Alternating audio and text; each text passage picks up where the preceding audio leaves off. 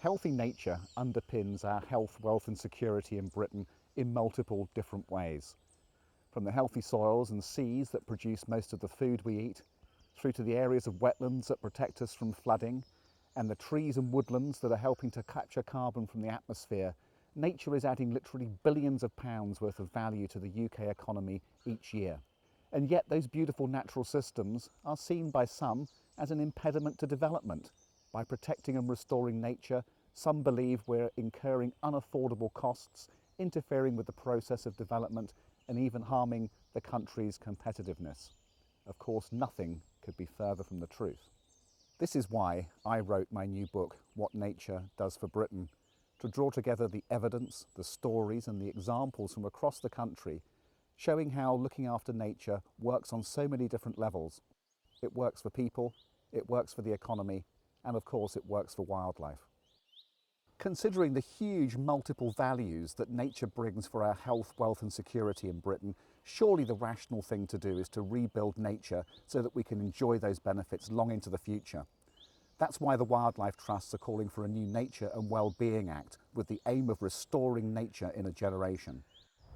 Each of the wildlife trusts was founded by local people, and each of the wildlife trusts is owned by the local people of the area.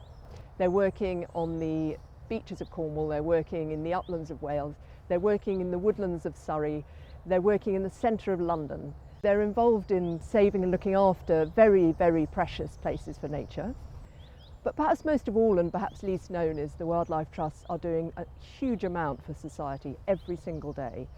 The Nature and Wellbeing Act has a number of key provisions in it. One of them is that we want local authorities to start mapping areas to restore nature in. What we'd like to see is that some of the National Health Service budget goes into therapies involving nature.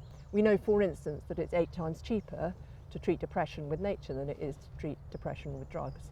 Another part of the Act is to reconnect our kids to nature by introducing elements into the Education Act that ensure that kids spend a lot more time outdoors when they're learning.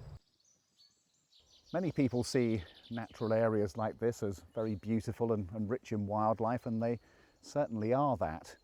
But less obvious is the beneficial jobs being done for the economy. So in this case, for example, the trees and the peatlands underneath are taking carbon out of the atmosphere and helping us to deal with climate change.